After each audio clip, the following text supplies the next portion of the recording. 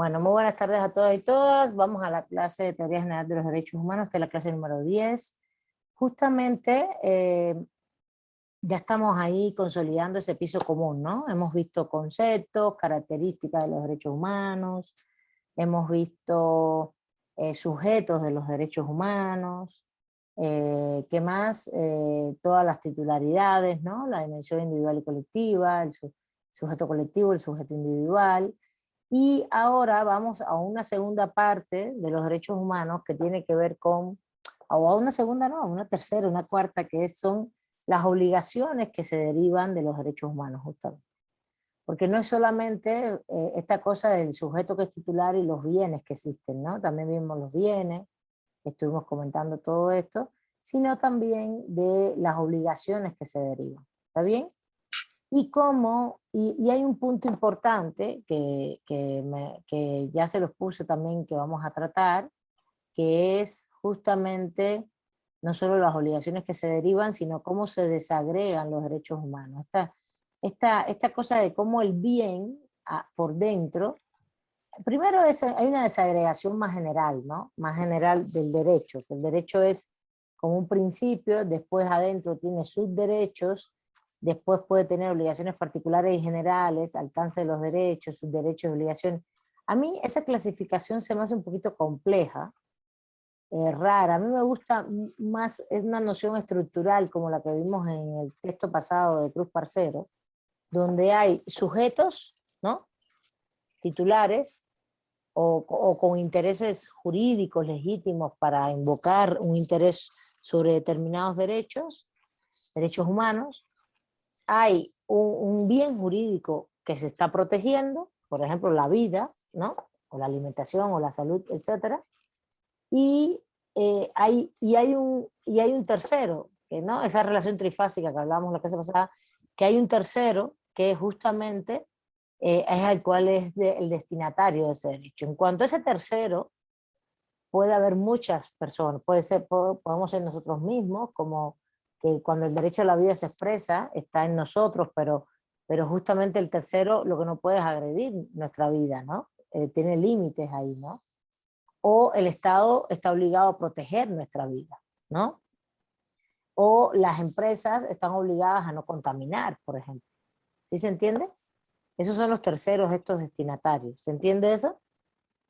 Entonces, es muy importante tener en cuenta esto, pero a la vez darnos cuenta que adentro de un derecho humano puede haber muchas más cosas, ¿no? Muchas más cosas. Y una de estas cosas que yo les puse en el sitio, que realmente lo puedo separar después por temas, porque son diferentes temas. A ver, ¿alguien quiere comentar algo o tiene su micrófono abierto?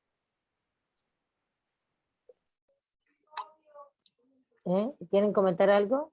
¿O tienen su micrófono abierto, por favor? Lina. Bueno. Por ejemplo, les puse que el tema se denominaría desagregación de los derechos humanos, obligaciones y garantías de los derechos humanos. A mí me interesa mucho esta parte de la desagregación, que tiene que ver con el contenido del derecho. Y ese contenido del derecho tiene mucho que ver con cómo nosotros también después desempacamos el derecho. No es lo mismo desagregarlo, desempacar. Y el otro punto sería, a ver, déjame ver que mi internet, ¿se escucha bien? Porque me dice que está inestable mi internet. Sí, Se le profesor, a entrecorta un veces se haya poquito. entrecortado. Pues está bien el internet.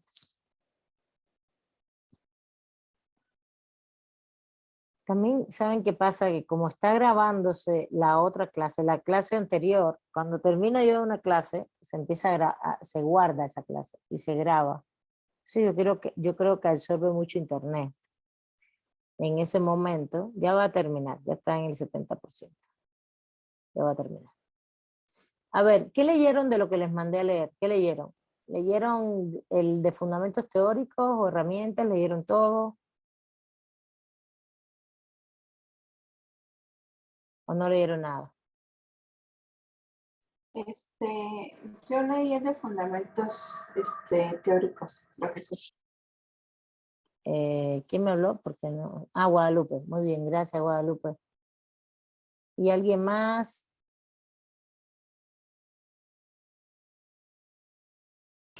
Yo también, profesora, leí los dos textos. Los dos textos. ¿Y qué ven mejor? ¿Vemos fundamentos teóricos, todo el tema de la desagregación de los derechos y la desagregación del derecho? A mí no se me hace tan claro la explicación, no sé si les parece lo mismo. A mí me gusta mucho el desempaque de los derechos, ese sí es un punto que yo no trato en mi texto y que me parece muy importante, porque ya tiene que ver con que ustedes entiendan los derechos por dentro, ¿no? Cómo están, ya no es el sujeto, sino ya el bien en sí, por ejemplo, el agua, ¿no? Derecho humano al agua, por eso personal y doméstico, tiene internamente una serie de elementos y contenidos que tiene que ver con accesibilidad, asequibilidad, y esos son otros puntos que es importante que ustedes conozcan a la hora de identificar con claridad los derechos y poderlos exponer en una demanda. No es derecho humano al agua para uso personal y doméstico, así nomás, no. Tienes que entender qué significa todo eso. Y antes están las obligaciones, ¿no? El otro lado de la pata de los derechos están las obligaciones que son del Estado. Entonces yo creo que, ¿qué tocamos primero? Por mí, ¿podemos tocar hoy las obligaciones, les parece? ¿Les parece claro? Para después pasar a la desagregación y el desempaque de los derechos, ¿les parece? Por supuesto, si leyeron, si no, pues, ¿cómo ven? Sí. Bueno, Profesora, bueno, es que a mí en la desagregación del derecho sí me quedaron como varias dudas. por eso quiero tratarla con más calma, después que tengamos las obligaciones claras, porque el texto no es tan claro, exactamente, en eso estoy de acuerdo, justamente, no es tan claro. Es que justo por eso. Por eso quiero unir, miren, vamos a hacer lo siguiente, vamos a ver obligaciones ahora, aparte de las obligaciones como yo las trato en mi texto, que las trato de manera diferenciada específicamente, porque justamente tiene que ver con esa otra gran parte del derecho, que fíjate, cuando hablan de la relación, vamos a hacer eso, y la próxima clase vamos a tratar de abarcar bien las obligaciones para que nos quede claro, y ya teniendo ese piso, vamos a esa parte de la desagregación y el desempaque. Porque no es tan claro, está como tratado de manera tan general de pronto que no es tan claro. Para tener con calma, pero ya tener todo el panorama previo de las obligaciones, ¿les parece? Vamos a hacer eso. Hace falta que se lean los dos textos. Vamos a ir primero a las obligaciones. A ver, ¿por qué voy a las obligaciones? A ver, para que vean la relación estructural esta trifásica que hablábamos. Esa relación trifásica que habla el autor, en el otro autor, Cruz Parcero, que habla de sujetos, pensando en los titulares de los derechos humanos, dice bienes jurídicos y habla de destinatarios.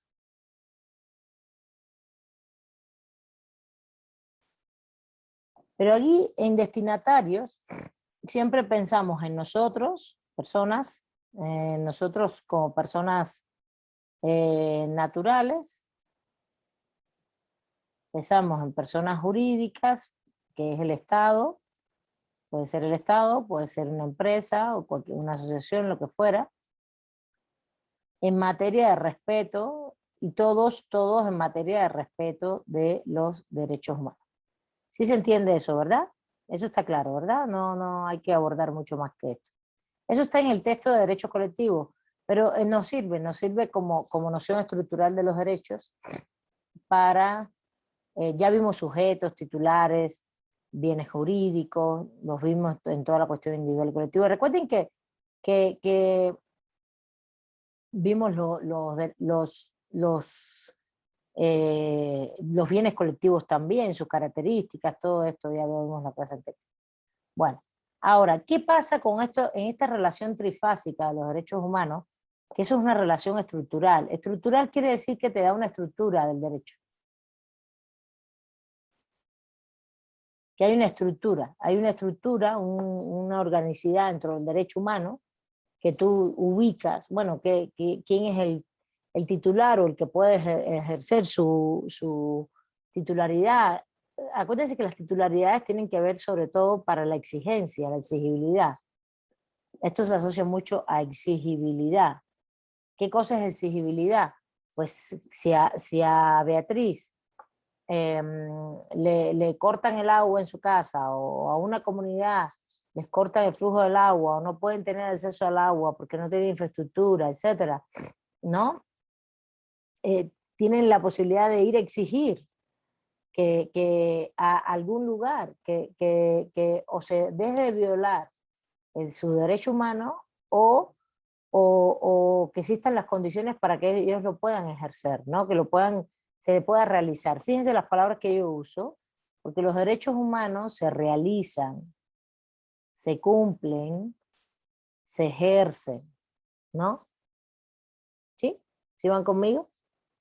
Entonces, justamente aquí entra en movimiento el derecho. El derecho humano puede estar ahí en la Constitución muy bonito, que son derechos de papeles. ¿En qué momento yo empiezo a decir, oiga, por ejemplo, ayer que fue 26 de septiembre, justamente el séptimo aniversario de la desaparición forzada de los 43 muchachos de Ayotzinapa, ¿no? ¿En qué momento la acción es atroz, ¿no? Desaparición forzada de 43 jóvenes, etcétera, es una acción atroz. Pero ¿en qué momento entra a jugar un papel los derechos humanos? No solo porque incluso el derecho siempre entra a jugar un papel de manera integral, no solamente el tema de los derechos humanos, hay un delito, hay desaparición forzada, etcétera. Pero ¿en qué momento entra a jugar un papel el derecho como orden jurídico en movimiento cuando hay una violación? Y las violaciones son por omisión, las violaciones son por acción u omisión. En el caso de los muchachos de Ayotzinapa es evidentemente que hay acción de las autoridades en su desaparición, ¿no? Y también hay omisión de otras autoridades, como es el caso del ejército, que hasta donde todo se sabe hasta ahora, todo lo que se sabe hasta ahora es que evidentemente que es la policía estatal, la policía municipal, con cuerpos paramilitares en narcotráfico, que en un momento determinado desaparecieron a los chicos, los agarraron, los apresaron, que bueno, tú podrías decir no es secuestro porque sinceramente es la autoridad, y si ellos estaban haciendo algo específico, la autoridad consideraba que era una infracción, podían apresarlos, pero pero no, lo que no puedes es desaparecerlos para nada. Tenías que haberlo llegado a un MP o un Ministerio Público, algo así, y punto. Entonces, ¿dónde empieza la acción de violación del derecho humano? La desaparición forzada. ¿Y cuál es la omisión? Pues que se supone que el ejército estaba allí y se sabía de lo que estaba pasando y no hizo nada, ¿no? Acción u omisión. ¿Sí lo ven? ¿Sí van conmigo? Ahora, ¿en qué momento se empieza a mover, además del ámbito delictivo, que sabemos que existe, el derecho humano como una violación? Toda desaparición forzada es una violación a la integridad física. Y bueno, como no hay cuerpo, pero a la vida también, a la integridad física, a la vida, etc. Y tiene muchísimas cuestiones de interdependencia alrededor, ¿no? Muchas cosas. Porque la afectación no solo es a las personas que desaparecieron, sino a todas las familias, etcétera, etcétera. Hay muchísimos derechos ahí rondando alrededor que tienen que ver con la integridad psicológica de la familia, con el derecho a la memoria, el derecho a la memoria de sus hijos y a la memoria de, por ejemplo, la desaparición forzada es muy dura porque las personas piden también el derecho a poderlos, por ejemplo, enterrar, el derecho al luto, a ese proceso de memoria, por eso le da memoria, de tener el cuerpo, de poder hacer... Por eso durante la pandemia fue muy duro el tema de que no se podían velar los cuerpos, que te entregaban las cenizas. Eso fue muy duro porque es un rito que tenemos occidentalmente, no solo occidental, ¿no? Todos los grupos humanos tienen un cierto rito con la muerte, de alguna manera, y tiene que ver con la corporalidad de la afectividad que se haya muerto, ¿no? Y que haya fallecido, entonces es muy duro no poder hacer el rito, ¿no? Entonces, bueno, esto es parte de los derechos humanos. Pero bueno, vamos al tema. ¿Cuándo se empieza a mover? Pues justamente cuando hay violaciones de los derechos humanos, por acción o omisión. A eso es lo que me interesa. Y ahí empiezan los destinatarios de esos derechos humanos a tener un papel en esta relación estructural, ¿no? Y un papel fundamental la tiene el Estado. Yo se lo he dicho, que incluso les dije, pero tengo que copiar, porque a veces olvido las cosas y tengo mucho trabajo. Tengo que escribir, yo les doy clase a ustedes, mi trabajo fundamental, me encanta, pero yo investigo también, entonces tengo muchas cosas, pero les dije que le iba a subir un texto sobre obligaciones diagonales, ¿verdad? No sé, de los derechos humanos. Y el tratado y la propuesta de tratado internacional que hay de violaciones de derechos humanos de las empresas transnacionales, que ellos son responsables de la responsabilidad de las empresas transnacionales en violaciones de derechos humanos. Se los voy a subir, no es vigente el tratado, pero se los voy a subir para que tengan toda esa documentación y la lean, la vean. Esta clase es para que ustedes aprendan, esta clase no es para que yo esté detrás de ustedes diciéndoles lo que tienen que leer, ni nada de eso, en el sentido de yo no voy a estar evaluando así cosas, ni mucho menos. Sí los tengo que evaluar porque hay que poner una calificación, pero me interesa más que aprendan, ¿no? Que entiendan, que comprendan, que lo puedan usar, que salgan de aquí con decir, bueno, yo puedo saber bien esto, puedo usar, puedo hacer este caso, ¿no? Es una clase tranquila en ese sentido, pero quiero que también ustedes pongan de su parte en el sentido de querer aprender, ¿no? Otra cosa. Bueno, entonces volvemos. Les voy a poner ese texto para que lo vean. Es un texto de un investigador, se los había dicho, ya lo apunté acá, de un investigador sudafricano que radica en Estados Unidos, pero voy a ponerles el tratado. El tratado sí está hecho por el Observatorio de Empresas Transnacionales que radica en España, en el País Vasco específicamente, no en España, en el País Vasco, y es es una legislación muy interesante que no ha sido aprobada ni la van a querer aprobar las empresas a nivel internacional, ni mucho menos, pero estaría muy bien, ¿no? Pero bueno, entonces los destinatarios se están moviendo, ¿no? Vamos de nuevo a nuestra relación estructural. ¿Y quién es uno de los elementos fundamentales de esos destinatarios, además de ser nosotros, que no podemos violar derechos humanos, pero justamente nosotros como personas naturales, cuando hacemos alguna acción que supone una violación de derechos humanos, porque acuérdense que el orden jurídico es lógico. Por ejemplo, Rodrigo, si tú secuestras a alguien, si tú a una persona, tú su libertad de movilidad se la retienes, tú estás cometiendo un delito, es lo que se plantea, ¿no? Nosotros como personas naturales cometemos delitos, excepto en el caso de la discriminación, que la discriminación, esto sí la vamos a ver en clase, la discriminación, nosotros también cometemos actos de discriminación. ¿Les queda claro eso? Es decir, las personas naturales, Rodrigo, Adriana, Gerardo, Lupe, Corro que está acá, Betty, son los que veo, ¿no? No, veo aquí Karina, César. Nosotros no... A ver, a mí esa definición me parece un poco... Es para ubicar la responsabilidad. ¿A quién tienes que responsabilizar? No puedes decirle al Estado, Rodrigo me violó un derecho humano que Rodrigo lo resarza. No, el responsable es el Estado. El Estado es el mayor responsable de nuestros derechos humanos.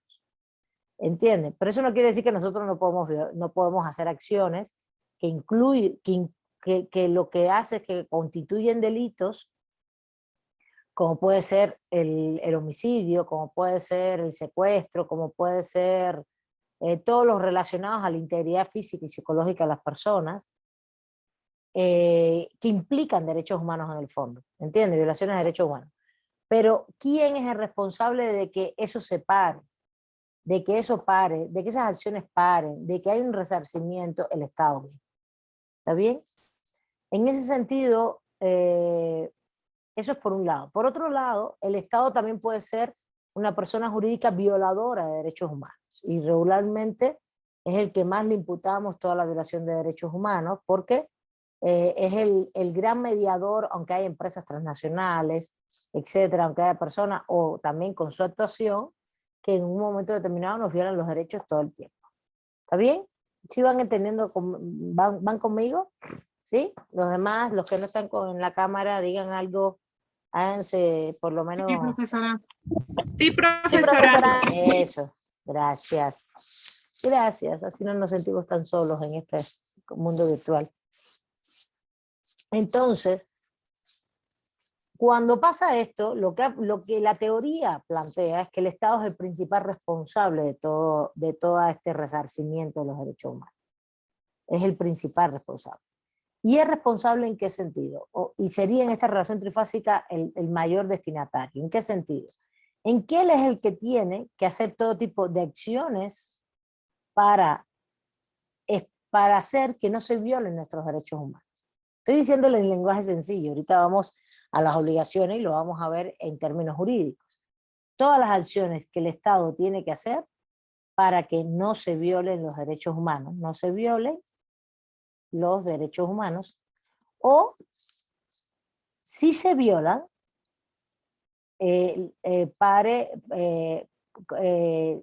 hacer que termine la violación. ¿Está bien? ¿Ok? Y lo otro es que también el Estado no solo es el responsable de todo esto, también es el responsable de hacer todo tipo de acciones para, y ahora voy a ponerlo acá, ¿sí lo ven? Sí, acciones, déjenme abrir un poco el pizarrón, acciones para, y ahora se me fue el texto.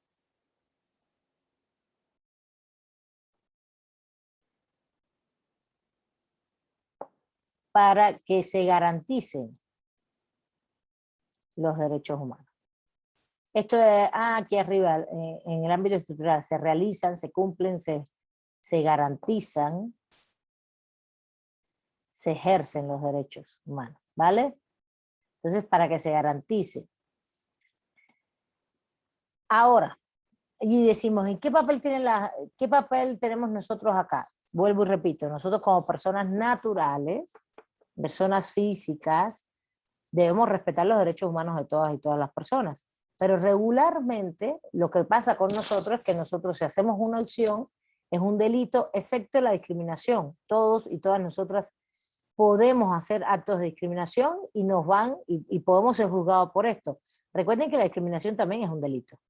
Ese es el tema fundamental, que la discriminación también es un delito, los actos de discriminación.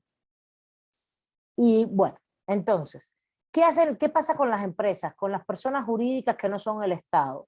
También pueden ser violadoras de derechos humanos, pero justamente lo que ha predominado en la doctrina hoy es que el Estado es el que tiene que responder a todo esto, ¿no? Tiene que parar las violaciones, tiene que protegernos, tiene que a la vez viabilizarnos las vías para que nosotros exijamos que nos resarzan la violación, etcétera, etcétera, que la paren y también que nos los garantice, ¿no? Sobre todo pensando en todos estos ámbitos de salud, alimentación, etcétera.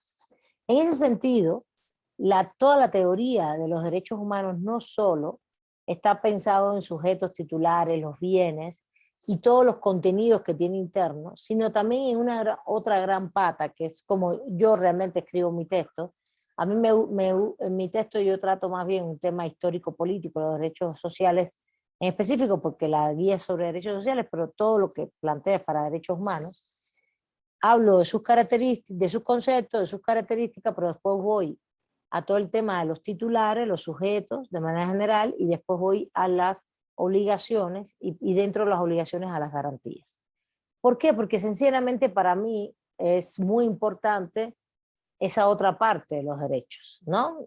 Ahora, después nos va a hacer falta entender el derecho por dentro, el derecho ya dejando las obligaciones y los sujetos por un lado, el derecho por dentro, cómo se establece. Vamos entonces a las obligaciones. ¿Alguna duda hasta aquí? Ahí es donde se establece, ahora es donde aquí se establecen todas las obligaciones de los derechos humanos. Y estas obligaciones van a tener mucho que ver con el Estado, y el Estado es el que va a todo el tiempo a generar, a responder ante estas obligaciones. Entonces, hay diferentes tipos de obligaciones, unas que son más generales, otras que son más específicas, y todas tienen son impresionantemente importantes y todas están también delimitadas por cada derecho humano. Eso después lo vamos a ver con calma, ¿no? En varios derechos humanos cómo se establece. A ver, ¿quién me dice? Vamos a las obligaciones. ¿Quién me dice de manera general cuáles son las obligaciones? Ahí pueden usar el texto de fundamentos o el texto mío, cualquiera de los dos.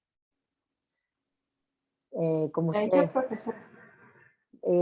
Lupe, vale, dale, adelante. Déjame ir apuntando las participaciones. Gracias, Lupe, por participar. Adelante. Dice que son obligaciones generales, las primeras, las segundas obligaciones correspondientes a los elementos institucionales esenciales, y la tercera son obligaciones resultantes de los principios de aplicación. Ok, obligaciones generales. Muy bien. A ver, las voy a ir poniendo acá. Es que estaba apuntando que estabas participando. Obligaciones generales, ¿qué más? Obligaciones correspondientes a los elementos institucionales esenciales. Ajá. Y obligaciones resultantes de los principios de aplicación.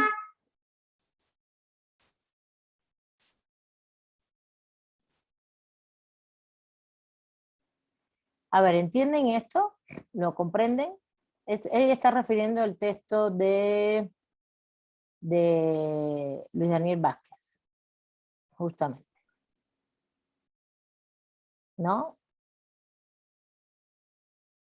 ¿Lo entienden? ¿Entienden qué quiere decir?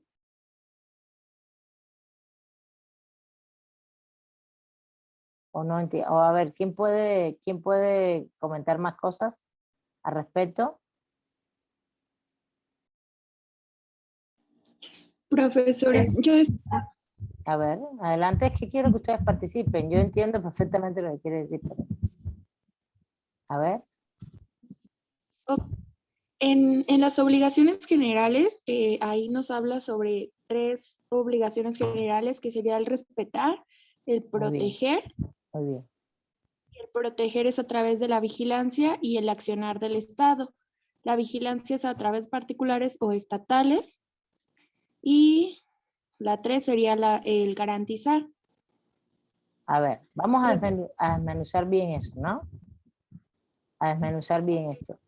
¿Qué quiere decir respetar? A ver, respetar, proteger, garantizar y promover, ¿no? Son obligaciones generales, respetar, proteger, garantizar y promover. Esto es muy importante. Respetar, proteger, garantizar, promover. Y de hecho, yo también las trato así y las pongo como las primeras 4 obligaciones. Yo las pongo como positivas y negativas, pero son generales, de respeto, de protección y de garantía de satisfacción también. Respetar, proteger, garantía y satisfacción. Al final coincidimos, no hay ningún problema. Respetar, proteger, garantizar, promover, o respetar, proteger, garantizar. No hay ningún problema. A ver, ¿qué quiere decir cada uno de estos? Esto es muy importante, porque estas son las que incluso están en la Constitución, en el artículo 1, y necesitamos saber, cuando tú haces una demanda, y tú dices, es que el Estado, hay un respeto de los derechos humanos en tanta y tal acción, es que no se protegieron los derechos humanos en tal y tal, por tal y tales cuestiones, es que no hay garantización de los derechos humanos, es que se ha violado la obligación de promover los derechos humanos en tal y tal cuestión. Tú tienes que saber relacionar ese concepto con hechos, ¿sí se entiende? Y ese es el objetivo. El objetivo es que ustedes comprendan esto. No es que se lo sepan de memoria, no tiene ningún sentido que se sepan esto de memoria, si ustedes no saben usar este lenguaje a la hora de hacer una demanda, ¿entienden? Entonces vamos a ver, ¿qué quiere decir esto? ¿Qué quiere decir respetar, proteger, garantizar y promover? A ver, vamos que está en los textos, está muy clarito, ¿no? Ustedes tienen que leer. Respetar, profesora. Gerardo. Dice que constituye la obligación más inmediata, el respetar, y básica de los derechos humanos, porque dice que implica no interferir con o poner en peligro los derechos. Eso Ajá, es lo que, o sea, la base, ¿no? Que no se ajá. interfiera para poder poner en peligro los derechos humanos. ¿Qué más? Y dice que se trata de una obligación que tiende a mantener el goce del derecho. Su cumplimiento es inmediatamente exigible a cualquiera que sea la naturaleza del derecho.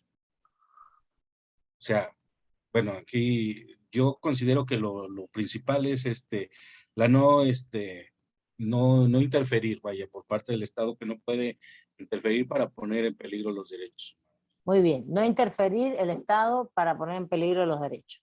A ver, María Los Ángeles, ¿qué más? Además, muy bien, Gerardo, seguimos, ¿qué más? Sí, también habla de no obstaculizar, ¿no? En el texto de usted lo pone más concreto, debe de abstenerse de violar derechos, o sea, torturar, privar ilegalmente la libertad, obstruir la libertad de expresión, o sea, que el Estado no sea el propio agresor de los derechos humanos, así lo interpreto yo con el respeto, ¿no? Muy bien. Es no interferir, es esto, no torturar, no interferir, por ejemplo, no prohibir una marcha, una manifestación, ¿no? También pongamos ejemplos claros para que, por eso mi texto todo el tiempo está lleno de ejemplos, porque la idea es que lo visualizaran, ¿no? Eh, ahora no me acuerdo todos los que puse, pero aquí lo tengo Por abierto. ejemplo, no se podrían prohibir huelgas o cualquier organización sindical no podría ser prohibida porque es parte de los derechos humanos de los trabajadores, ¿no? El Estado no podría ser quien llegue a disolver mítines o reuniones sindicales o organizativas, eso sería algo que no sería congruente con el respeto de los derechos humanos. O por ejemplo, no desalojar en una vivienda. Si no tienes, y si tienes una orden judicial para desalojar, que eso esté súper fundado y motivado. Pero por ejemplo, una de las cosas que se hizo en pandemia es tratar de luchar mucho porque incluso en la Suprema Corte, el Poder Judicial no emitiera órdenes de desalojo ninguna porque estábamos en pandemia. O no, sencillamente no tomar ninguna acción el Estado de desalojar una familia sin ningún motivo. Y sin ningún motivo no, yo estoy a favor del no desalojo. En ese caso, para mí la vivienda como derecho es mucho más importante, siempre que la propiedad. La propiedad no es un derecho humano, la propiedad es exclusivo y excluyente. Los derechos humanos son universales, de naturaleza jurídica. Ese es un tema que todavía no hemos tocado muy bien a profundidad, se los comenté creo que en algún momento, ¿no? Por ahí está en mi guía, perfectamente esbozado, pero bueno. A ver, Verónica, ¿qué más? Dime. Hola, profesora. Bueno, es que yo lo tengo en una lectura diferente. Le iba yo a comentar que a mí no me llegaron sus lecturas. Pero las lecturas, Este, Vero, las lecturas son las ajá. mismas guías que están Las que hemos puestas, estado leyendo, claro. uy, entonces no ubiqué bien para leer. Pero bueno, era donde estaba lo de la obligación de promover, donde dice que esta está orientada hacia la sensibilización social en el ámbito de los derechos humanos, que el Estado tiene como obligación de adoptar medidas para ayudar a crear una cultura basada en los derechos humanos. Eso está muy bien, pero esa es la de promover, esa no es la de respetar. Son Ajá, ese es de cuatro, promover. esas son cuatro. Son esas cuatro, respetar, proteger, garantizar, Ajá, promover. Yo no trabajo tanto la de promover, la subsumo dentro, pero sí es muy válida, primero porque está en el ajá, artículo 1 constitucional, segundo porque tú vas a las comisiones de derechos humanos y tienen toda una dirección vinculada, por ejemplo, en las comisiones de derechos humanos, la de la Ciudad de México, tiene toda una dirección dedicada a la promoción de derechos humanos, toda una dirección. Y tienen una revista, ajá. hacen talleres, hacen todo un plan anual de promoción de los derechos humanos en las localidades, en las escuelas, en muchos lugares, sobre todo a nivel local, comunitario, a nivel escolar, de promoción de los derechos humanos para niños, niñas, también para sectores determinados, para grupos. Y entonces sí, es una obligación muy importante que es parte de eso que ya llamas que es la cultura jurídica, ¿no? Promoverlos en el sentido de generar una cultura jurídica a favor de los derechos humanos. En eso estoy plenamente de acuerdo. Y la obligación es yo no la trato tanto en mi texto, pero sí la trata acá creo que el otro texto la trata, el otro texto la menciona perfectamente. Muy bien, Vero. ¿Qué más? Muy bien, respetar, no obstaculizar la realización de los derechos humanos, no interferir, no poner en peligro los derechos por parte del Estado, pero evidentemente también por parte de los particulares, ¿no? Al final el Estado tiene que intervenir si hay algún particular. Y es como la obligación general por excelencia, ¿no? Hay que respetar los derechos humanos. Muy bien.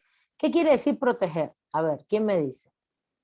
Esto lo tenemos que tener claro, porque a la hora de redactar un documento tú dices, hay un irrespeto por el derecho humano, ¿no? Algo lo violó o lo vulneró, pero puedes decir que hay irrespeto. Entonces estás usando bien el término jurídico. Igual, hay falta de protección o no hay satisfacción, no hay garantía, etc. A ver, ¿quién levantó la mano ahora? Porque, Vero, tú sigues ¿quieres participar? Bueno, yo tengo que decir, la obligación de proteger, el Estado la tiene que imponer, tiene que asegurar que las personas no sufran violaciones de derechos cometidos por las mismas autoridades o por parte de un particular. Muy bien, ok. Muy bien, ¿qué más? A ver, ¿qué más, María de los Ángeles?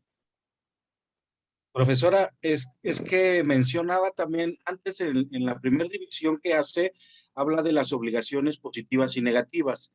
La Espérame, primera, por espérate, ejemplo, Gerardo, espérate, porque le había dado la palabra a María de los Ángeles, estamos en proteger, ah, y ahora perdón, yo te doy la palabra, dale, adelante. Primero María de los Ángeles, sí, es que gracias. y te está saliendo del tema. Ahorita te doy la palabra para que hables de eso. Dime, María de los Ángeles. Sí, bueno, la veo como una obligación de acción, o sea, en positivo, que tiene que con acciones evitar que terceros violen, obstaculicen o impidan el ejercicio de otros derechos. Entonces, que tienen que velar con, por ejemplo, los reglamentos de cuestiones ambientales para que no se contamine. En el caso en el que yo trabajo, pues para proteger pues, los derechos culturales tendrían que estar respetándose todos los criterios de ley en cuanto a protección de monumentos, zonas, sitios, etcétera, estar muy pendientes de la regulación, no impedir las religiones o el tránsito libre de las personas, y bueno, lo que usted decía de no producir los desalojos están en su ejemplo indebidos, o que las personas empleadoras no afecten los derechos laborales, que también tiene que ver el Estado como regulador de todos esos procesos, ¿no? Ok. Y ahora dale, Gerardo, porque ya veo que vas por el tema de lo positivo negativo, de lo negativo y lo positivo en función de esto. Dime, adelante. Bueno, es que en la división primera, antes de las 3, mencionaba, perdón, obligaciones positivas y obligaciones negativas. Decía yo que el proteger, por ejemplo, el de respetar, es una conducta negativa. El de proteger puede ser una obligación negativa o puede ser positiva. En cuanto a respetar, por ejemplo, era abstenerse de torturar, de privar de la libertad, todo esto. El de proteger en sí, nos dice que es positiva por el que deben de implementar, o sea, el Estado como sujeto de obligaciones tiene que implementar algunos planes para poder, o programas para poder evitar este tipo de acciones, ¿no? Que conlleven a una violación de derechos humanos. Ok, muy bien. A ver, Lupe. Bueno, también desde que en el nivel de proteger, bueno, existen más bien 2 niveles. En el primero dice que el Estado, bueno, entendí que debe de establecer como un aparato de vigilancia donde pueda, pues sí, vigilar a los particulares y también a los propios agentes estatales. Y en un segundo nivel, el Estado, cuando una persona se encuentra como en un riesgo real e inminente, también, o bueno, que se encuentren vulnerados los derechos de un particular, también debería de establecer un aparato para vigilar todo todo Muy bien. eso. Y Ujú. bueno, aparte habla de los agentes, que dice que el Estado debe de proteger a esas personas frente a las acciones, pero ya no como una obligación directa, no por una omisión, sino que será por afectación afectación a la obligación de respeto o garantía. Muy bien, ok. A ver, Verónica. Sí, profesora. Dice también que, por decir así, la protección no es nada más el simple hecho de promocionar el respeto, que va más basada a una acción efectiva. Ujú, muy bien, exactamente. Ok, bueno, a ver, la diferencia entre las clasificaciones que yo hago y la que hace los otros autores es un tema metodológico nada más. Estamos poniendo lo mismo al final. No más que yo lo separo de otras maneras y él lo separa de una manera. Él al final, dentro de las obligaciones de respetar, proteger y garantizar o cumplir o satisfacer, incluye muchas otras obligaciones que yo expongo en mi texto. Que yo las expongo después por separado, porque me interesa mucho que se vieran por separado y se pudieran argumentar. Al final, nos tiene que quedar muy claro que el respeto es no violar el derecho humano. Y la protección implica todo tipo de acción que se pueda hacer por el Estado para que, si son violados, podamos protegerlos, desde mecanismos de garantía, todo esto, ¿no? El Estado debe velar porque es el responsable por velar que realmente se violen los derechos humanos, sea por el propio Estado o por los actores privados. ¿Está bien? Esto es importante. Y hay muchísimas acciones que se pueden hacer ahí, muchísimas, muchísimas. ¿Está bien? Entonces, es una obligación, como se dice, en positivo. Pero fíjate, él aquí, y se ponen muchos ejemplos. Y finalmente, garantizar qué tendría que ver. ¿Cuál es la diferencia entre una cosa es respetar, que es que no violar? La segunda es proteger, que es ejercer acciones para que si se violan pueda ser resarcido, pueda ser parada la violación. ¿Y qué sería garantizar?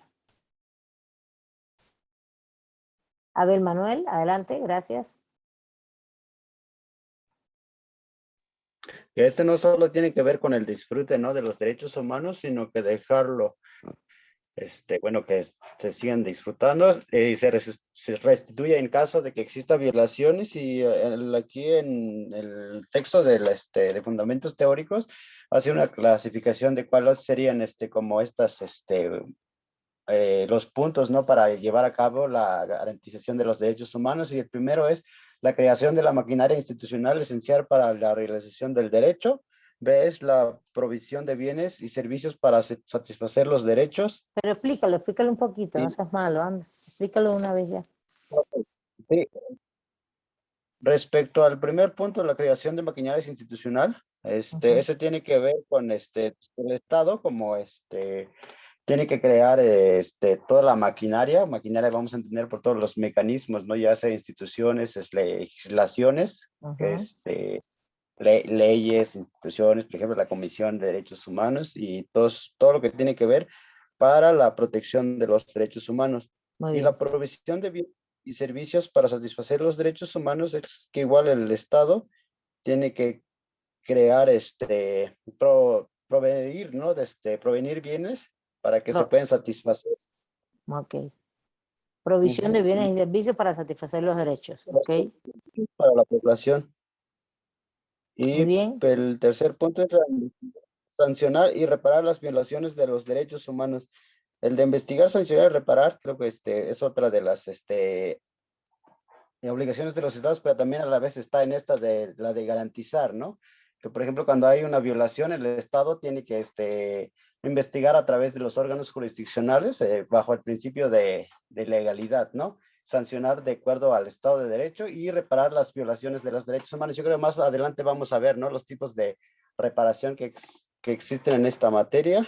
Ujú. Y último, el de promover, que también está en este punto, la de proteger.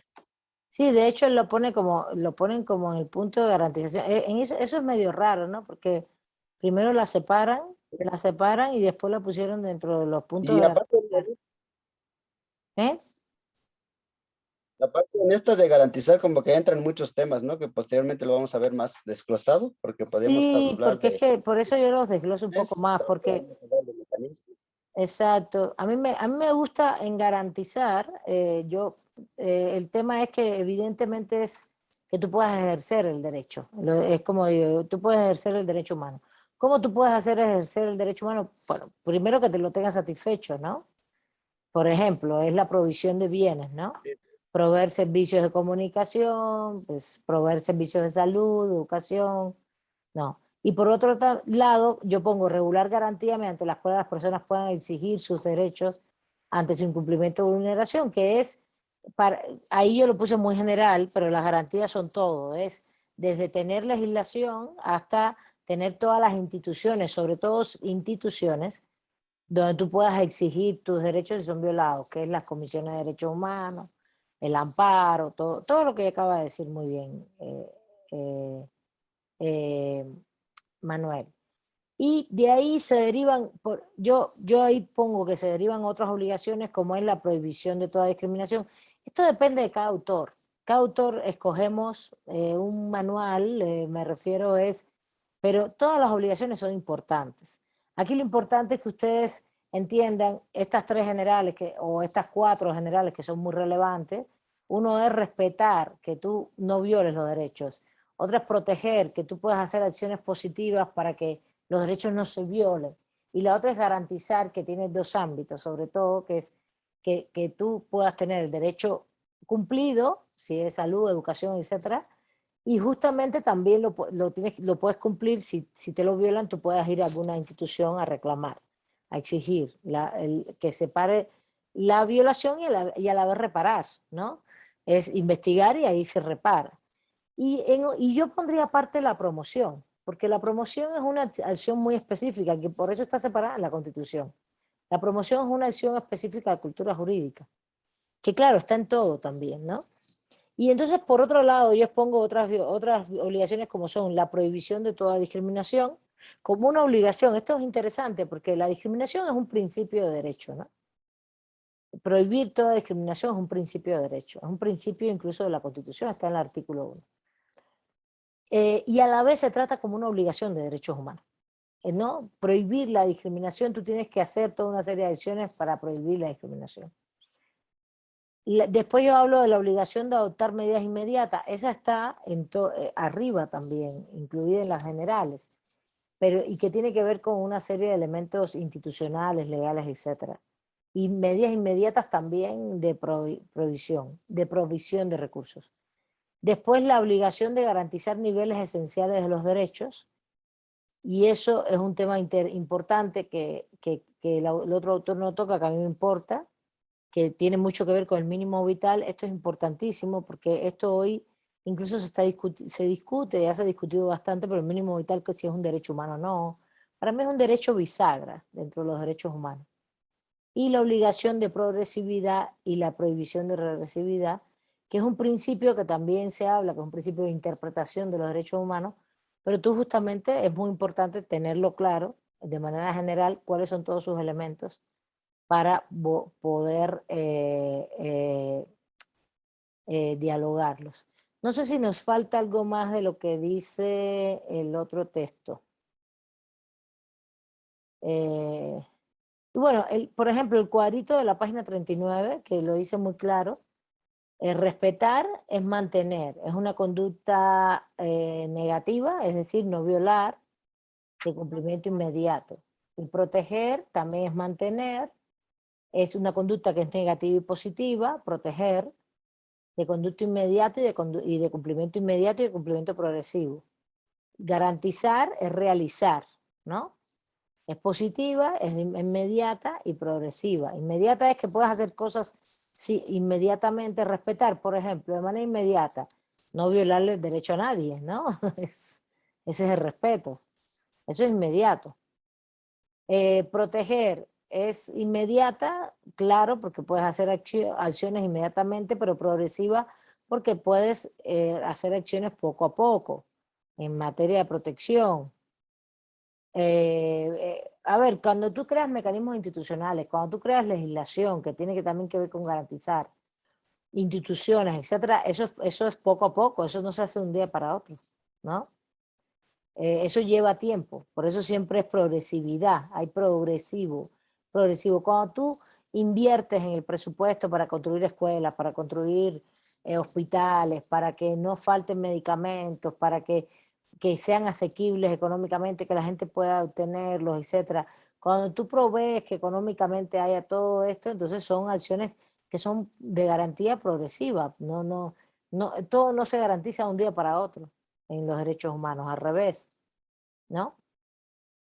Pero sobre todo, la parte esta inmediata quiere decir como no violar el derecho, como generar siempre, acciones inmediatas que no hay que esperar un tiempo para que sean establecidas. Igual en promover es progresivo siempre, ¿no? Es positiva y tiene que ver con mejorar los derechos humanos.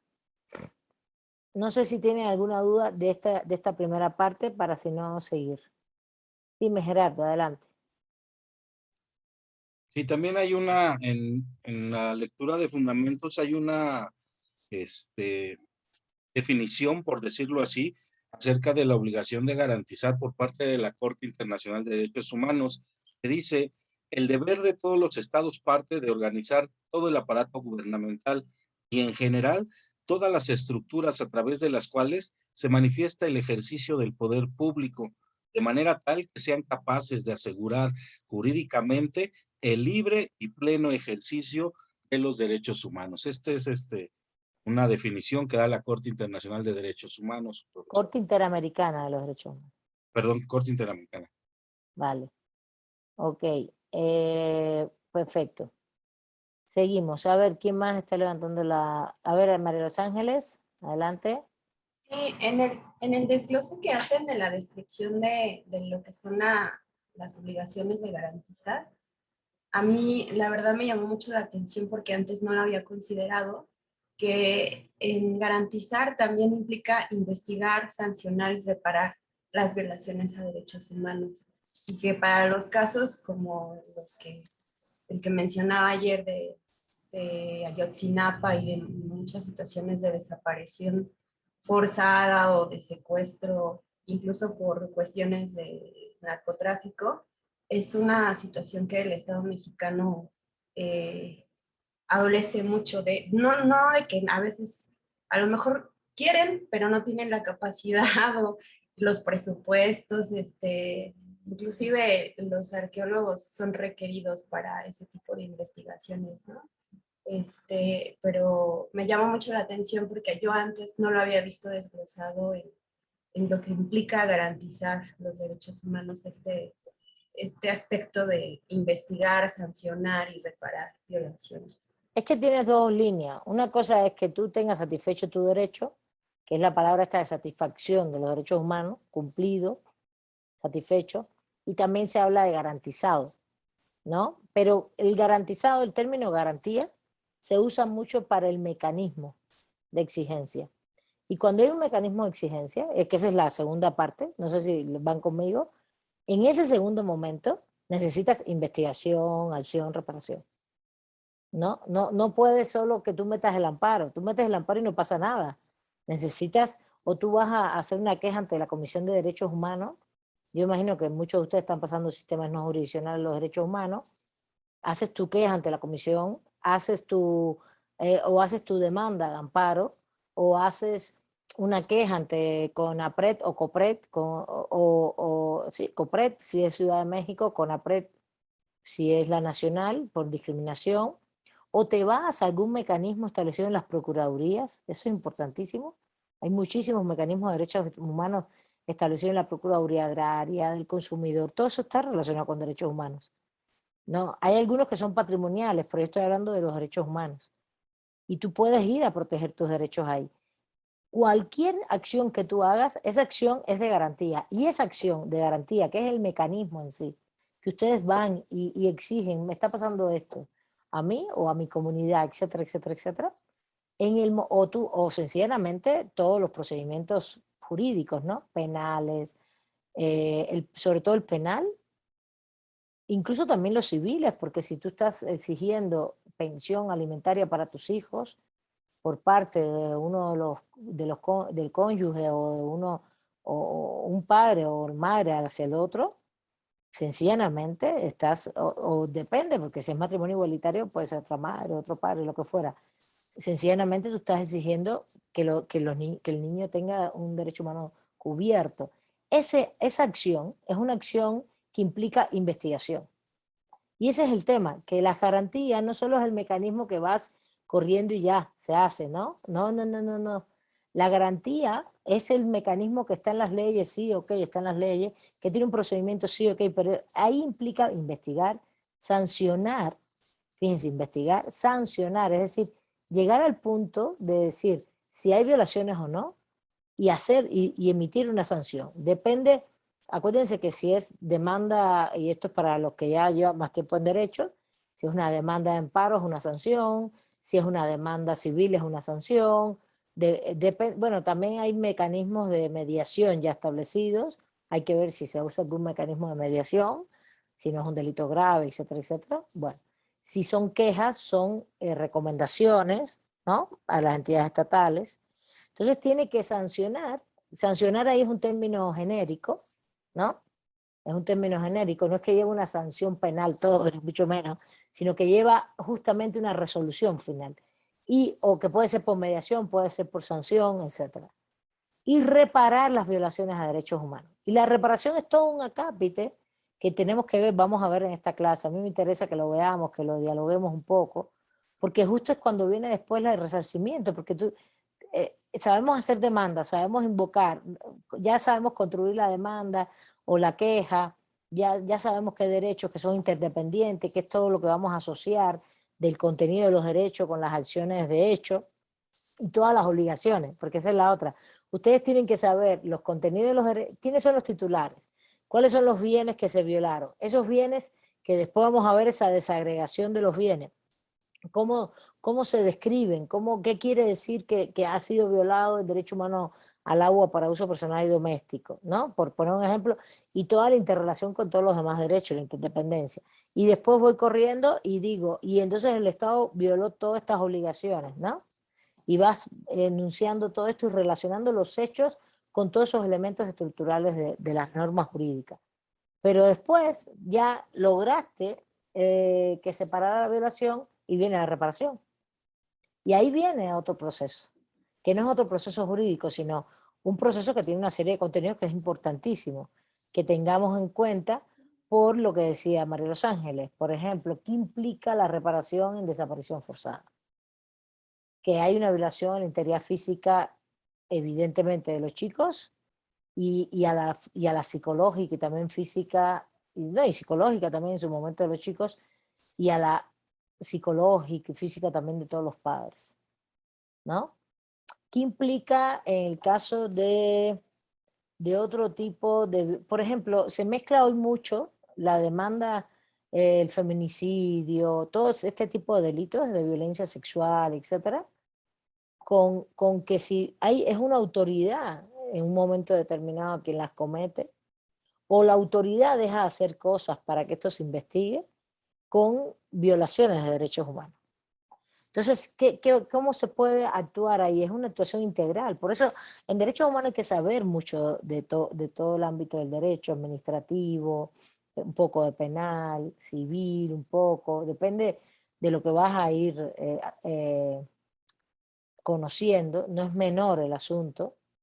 Es importante que ustedes, ambiental, y también todos los grupos, pueblos indígenas, niños y niñas, mujeres, porque el nivel y el ámbito de mecanismos de garantía es mucho, y a la vez lo puedes conectar con los derechos humanos en muchos ámbitos, ¿no? Y puedes entonces buscar más allá de la sanción penal también reparaciones. Bueno, a ver, ¿quiénes levantaron las manos? María Los Ángeles y después Edgar. Sí, yo quería comentar que, por ejemplo, el caso de esto de la mentira histórica o la verdad histórica, que son pues la reiterada manera que el Estado resuelve casos emblemáticos de manera rápida, torturando gente, como construyendo casos, ¿no? También es una forma de violar derechos humanos, ¿no? Porque finalmente en la manera de, o en este objetivo de encontrar una solución que puedan presumir o fotografiar a los medios, pues no le dan justicia a los casos ni resuelven la situación violatoria de derechos, ¿no? Sí, está clarísimo. Y a ver, porque fíjate, Ayotzinapa es un caso paradigmático, evidentemente. Atenco es un caso paradigmático. Lo que pasa es que todos son dolorosísimos. En los casos estos de las indígenas, que ya han sido incluso reparados, una de las acciones de reparación es la disculpa pública del Estado, por ejemplo. Y se ha hecho, ¿se acuerdan? Cuando, creo que fue el caso de Jacinta, cuando, no recuerdo si fue el caso de ella en específico, de las mujeres cuando hablaron de cuando hasta que la dignidad se acostumbre, vamos a seguir exigiendo acá, en el acto este que se hizo, ¿no? Y fue impresionante, muy emocionante, ¿no? Y hoy por hoy se están haciendo cosas, pero es difícil la articulación del Estado. Cuando el Estado participa en violaciones flagrantes de derechos humanos, como son esos casos paradigmáticos, lo que está costando para poner a todo el mundo en el proceso y para armar esto, ¿no? Es impresionante. Ya no la reparación específica a los padres, porque además los padres lo que quieren ahora mismo con el Ayotzinapa es que aparezcan los hijos por encima de todo, que para todos es muy difícil que aparezcan conmigo, que aparezcan los cuerpos, ¿no? Entonces está tremendo esto.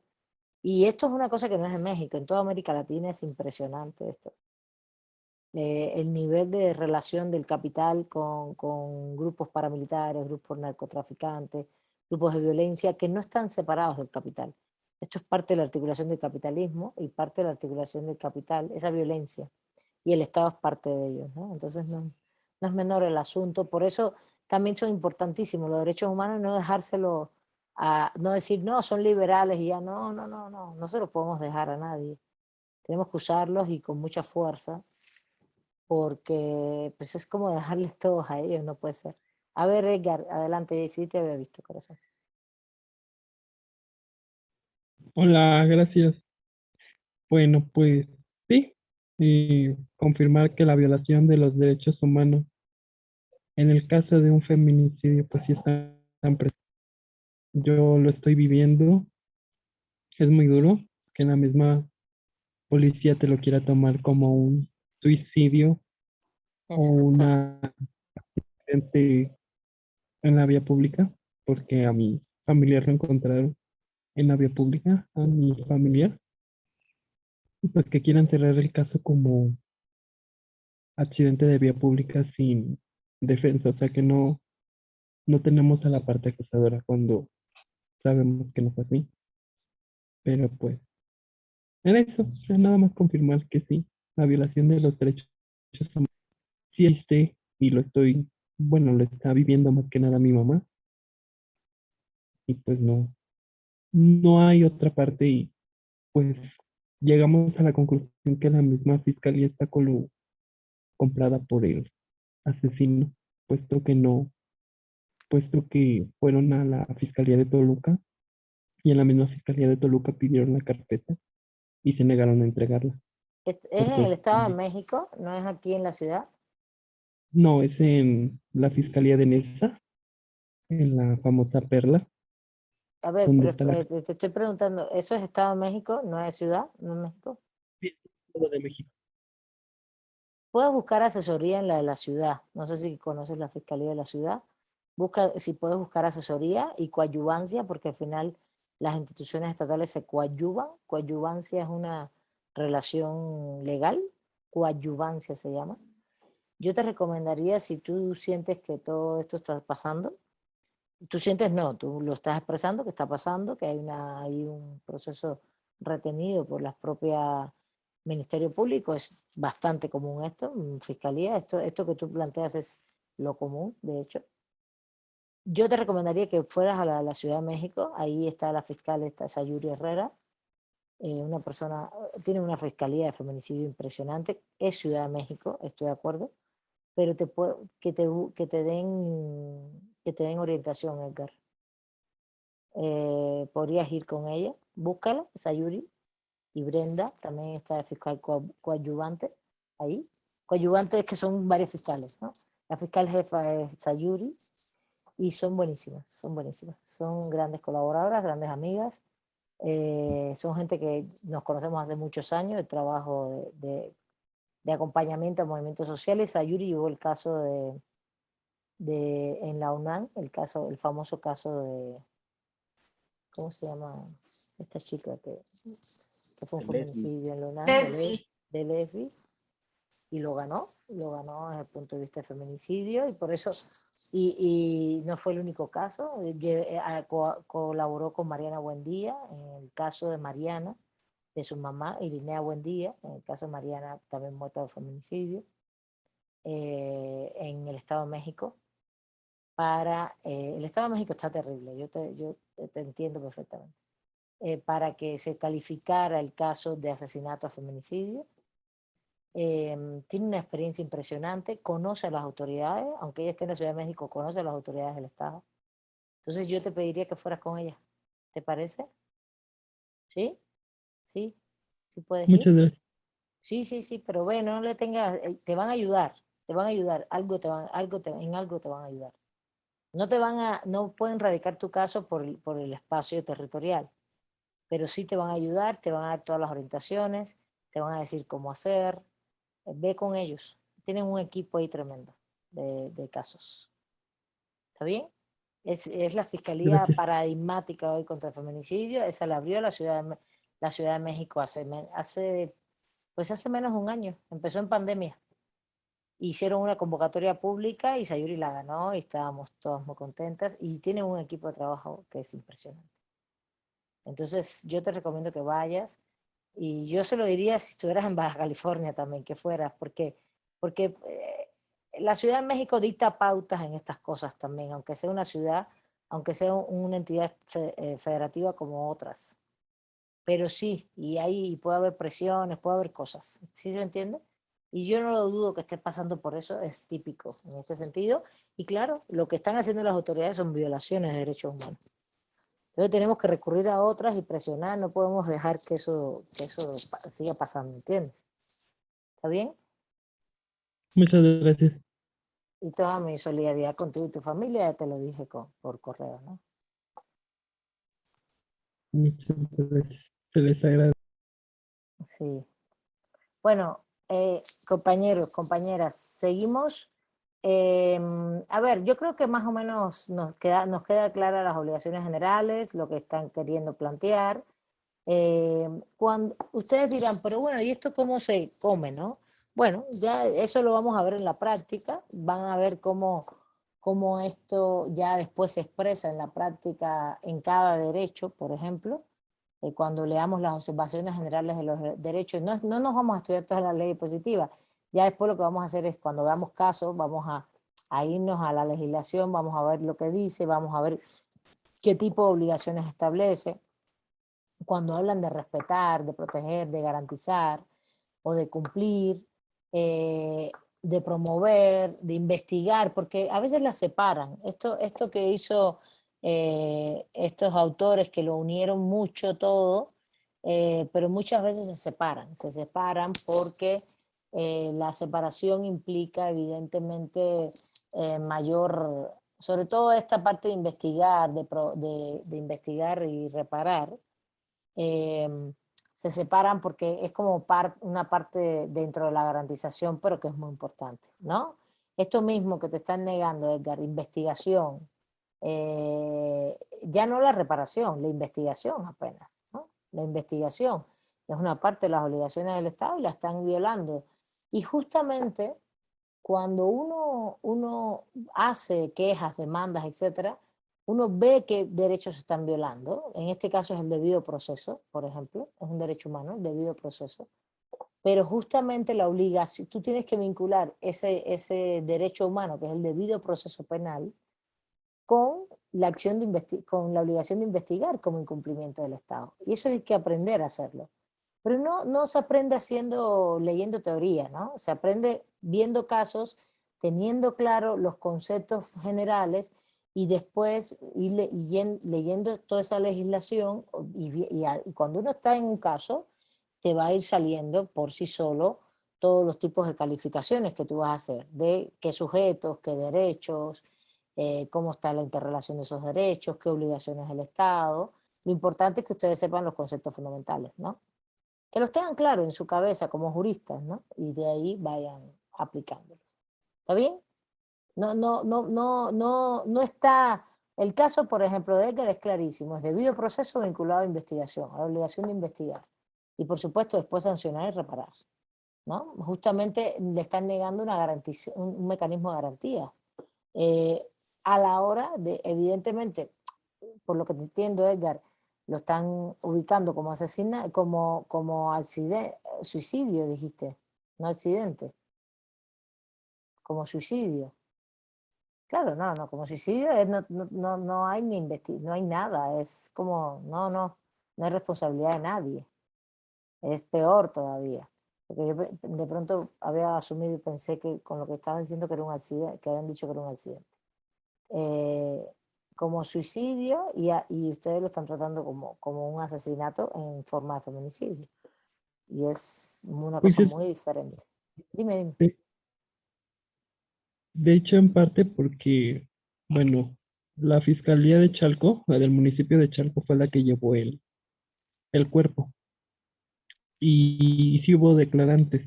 De hecho, porque cuando mi familia fue a ver la ubicación, la misma señora de la casa donde dejaron el cuerpo que reportó, ella dijo que sí habían salido a declarar sus familiares de ella, que ellos habían reportado el cuerpo de una mujer.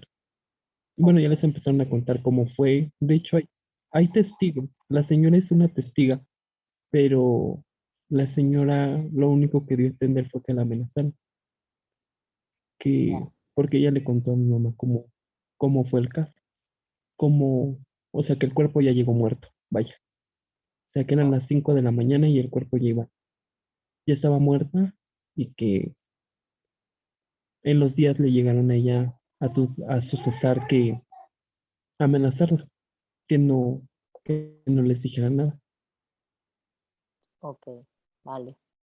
Pues Y trata por de eso hacer esta la gestión que señora te dice estoy. que sí hay declarantes y en el acta de defunción del declarante. Ok, vale. Pues trata de hacer esto que te comenté. Te van a orientar muy bien, ¿vale? Te van a orientar muy bien, te van a decir qué hacer, cómo hacer, o te van a dar los elementos necesarios, ¿está bien? Es importante eso. Siempre buscar mecanismos y personas y más y además, evidentemente, aunque ellos no tienen competencia, que es como se llama en derecho, ¿no? Para ellos radicar el caso, todas las instituciones estatales tienen mecanismos de coadyuvancia y más las instituciones propias, vamos a decir, las propias son todas las fiscalías tienen que tener mecanismos de coadyuvancia. Coadyuvancia es comunicación, coadyuvancia. De hecho, por ejemplo, es uno de los principios de funcionamiento de las comisiones de derechos humanos. Si tú puedes ir a la Comisión de la Ciudad de México, pero cuando ellos ven tu caso te dicen, no, tienes que ir a la Nacional. Pero ellos no te van a decir que vas a la Nacional y punto. Ellos, si son responsables, van a darle seguimiento a tu caso en la Nacional. Porque saben que la Nacional no lo hace. Acuérdense que yo les daba la otra clase de sistemas no jurisdiccionales y yo siempre le llevaba visitadores de la Comisión de Derechos Humanos de la Ciudad de México para que les dieran conferencias y les explicaran cómo hacían su trabajo y ellos explicaban cómo hacían el trabajo, no solo el procedimiento. Y este es uno de los mecanismos especiales que hay en todo tipo de instituciones. Eso también lo tienen las fiscalías. Evidentemente la Fiscalía de Feminicidio de la Ciudad de México no puede erradicar el caso porque es fuera del límite de competencia de la Ciudad de México, es en el Estado, pero hay coadyuvancia. Ellos podrían tendrías que pedir con ellos, porque a lo mejor ellos, además de que te den toda la orientación, pero además tienes que ir a explicar que no te quieren ayudar, que el problema es que está ahí, y ese es el primer síntoma del feminicidio. En el feminicidio, el primer obstáculo es que las autoridades no quieren reconocer el feminicidio como tal. Siempre pasa. Bueno, ¿alguna duda de las obligaciones, compañeras, compañeros, de estas obligaciones? Nos quedaron, no importa, nos quedaron algunas, pero las vemos rapidito en la próxima clase. Y seguimos con esto de la desagregación de los derechos. Vamos a ver la obligación de no discriminación, que es de prohibición de todo tipo de discriminación, ¿qué quiere decir? La de adoptar medidas inmediatas, ¿vale? Que a ver, pueden estar incluidas dentro de las generales, evidentemente, pero también les abre un espectro un poquito mayor de clasificaciones, ¿no? Y después la de garantizar niveles esenciales de los derechos. Esta es muy importante porque esta es como novedosa. Esta está en la jurisprudencia de hace unos 10 años para acá. Esta es muy específica. Así vayan pasando lista. Y por último, la de progresividad y no regresividad. Que claro, que para mí es una obligación. Lo puedes poner como un principio de interpretación, lo puedes poner de muchas maneras, pero en donde tú, cuando haces un escrito técnico jurídico, demandas o quejas, lo que vayas a hacer, o seas un juez, vas a ver el accionar de la progresividad y la no progresividad en función del Estado y de las acciones u omisiones del Estado. Y es importante porque tienen elementos técnicos muy importantes.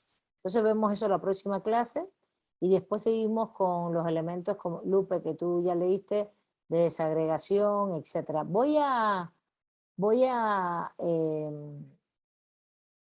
La próxima clase voy a preguntar, les pediría, yo apunté a todos los que participaron en esta clase, que traigan con las lecturas hechas y participen los demás, y las demás, ¿vale? ¿Está bien? Bueno, les mando Sí, un profesora, abrazo. gracias. Cuídense mucho, seguimos aquí ¿Más intentando minutitos? aprender un poquito. Pro- Bueno, pasen Profesora, ¿me lista. regala 5 minutitos? Sí, yo no me voy. Pasen lista Gracias. y bueno, ya estamos. Gracias. Hasta luego, profesora. Hasta luego.